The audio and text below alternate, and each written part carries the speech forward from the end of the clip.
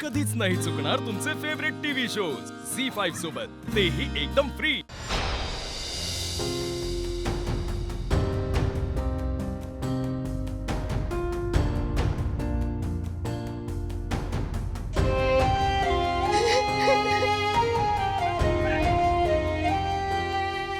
का मम्मा, का का सोडून गेलीस तू मला?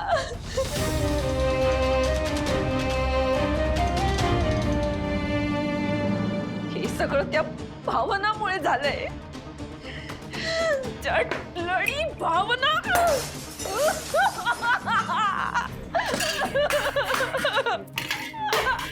तिच्यामुळे गेले माझी मम्मा, मला सोडून वाजून ताना तिच्यामुळे गेला। शांत हो. शांत हो. Everything will be okay. कसं ठीक होईल बेबी? माझी मम्मा येणार आहे का परत?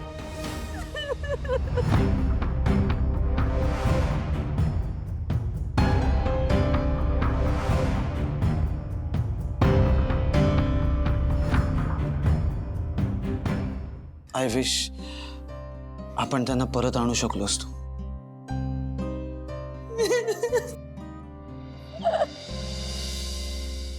Dam it. काय वाटलं होतं आणि काय झालंय? श्रीकांतचा काटा काढून टाकल्यानंतर या घरात आमचे रूल असायला हवे होते. बट दिस वुमन, ही इतकी अनरिझनेबल का झालीये? पणजी आजी, नेहमी तू तिथेच का बसते? ये ना माझ्यासोबत इथे खेळायला. अगो बाई, तिथे येऊ म्हणतेस? अगं, मी तुझ्या एवढी लहानगी होते तेव्हा दुडदुडू धावायचे. आता तुझ्या या पणजी आजीचे गुडघे गेले कामातून. आजी चहा. आनंदी बाळ, मी ना तुझ्यासाठी औषध घेऊन येते, लगेच पिऊन टाकायचं हा बाळा. नाही नको मला. अरे, असं करून कसं चालेल बरं? आपल्याला लवकर बरं व्हायचंय की नाही? मग तू माझ्यासोबत खेळशील? खेळायचं खेळले असते ग, पण मला ना खूप काम आहेत. कसली कामं? काय सांगू माझ्या कामांचा डोंगर बाळा तुला.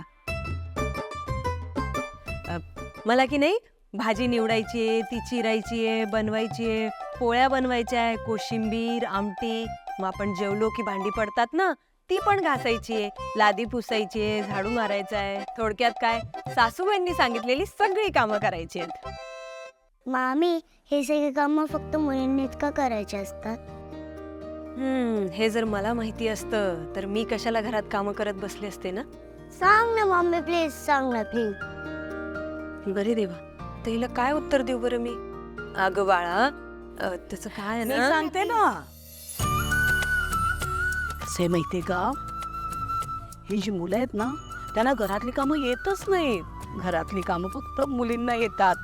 म्हणून मग मी काय केलं, सगळ्या मुलांना सांगितलं, तुम्ही बाहेर जा, पैसे कमवून आणा, आणि मग मी आणि मामी आम्ही घरातल्यांची काळजी घेतो.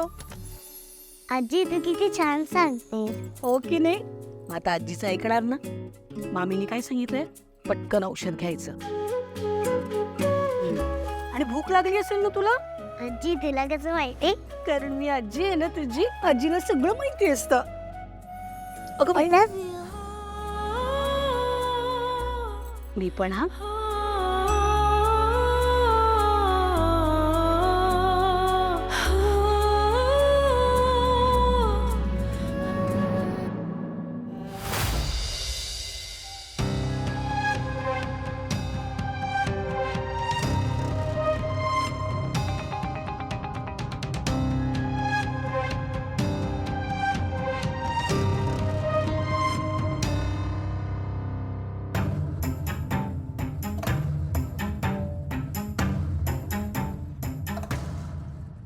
हे सगळं त्या भावनामुळे झालंय.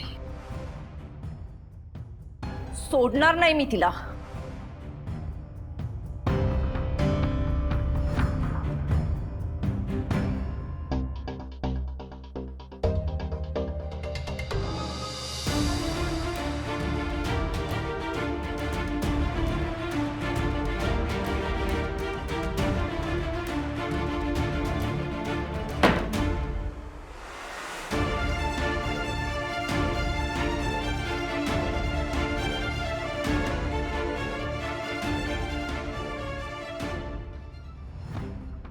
डार्लिंग, हे सगळं त्या भावनामुळे झालंय. ती माझ्या दादाच्या आयुष्यात आली आणि माझी मम्मा आणि माझा दादा मला सोडून गेले. तिच्यासारख्या मुलीला जगण्याचा काहीच हक्क नाहीये. सोडणार नाही मी तिला.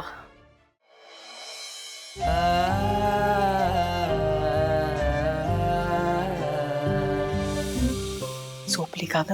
हो, आत्ताच. आई 12 वाजलेत. तू का जागीस? तुझी लेक झोपेपर्यंत तू पण जागीच आहेस ना? मग मला बघायला नको माझी लेक झोपली की नाही ते? आई मला आत्ता कळतंय तू आमचा अभ्यास होईपर्यंत का जागी राहायचीस. अगं मीच नाही, या जगातली प्रत्येक आई असंच करते.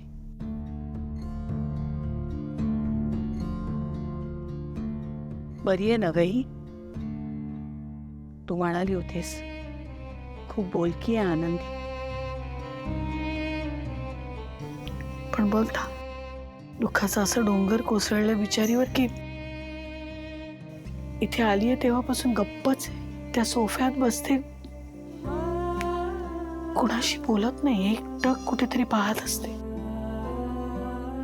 मी सासूबाई आणि व्यंकी प्रयत्न करतात, पण सासूबाईने ती तिच्याबरोबर खेळता येत नाही. व्यंकी काय बोलतो तिला कळत नाही. पण तू काळजी करू नकोस. मी ठरवलंय उद्यापासून ना घरातल्या छोट्यांपासून मोठ्यांपर्यंत सगळ्यांना तिच्या आयुष्याचा भाग बनवणार आहे. खेळायला लावेन, बोलायला लावेन, काहीतरी करायला लावेन. बघ तू बघशील भावना, तुझी आनंदी पुन्हा पूर्वीसारखी होईल. शब्द आहे माझा. आई तुला कसं ग सगळ्यांच्या मनातलं कळतं?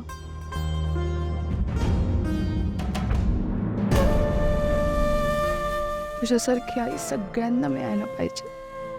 मला नाही ग बाई, तुला सगळ्यांच्या मनातलं कळतं. बघ किती समजूतदार आहे माझी लेक.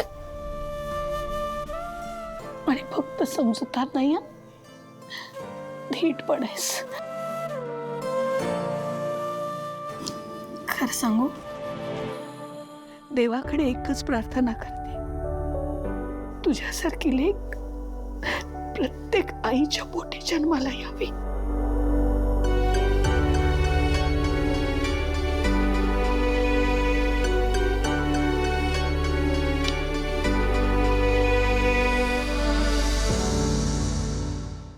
झी 5 ॲप डाउनलोड करा आणि पहा सर्व एपिसोड्स एकदम फ्री.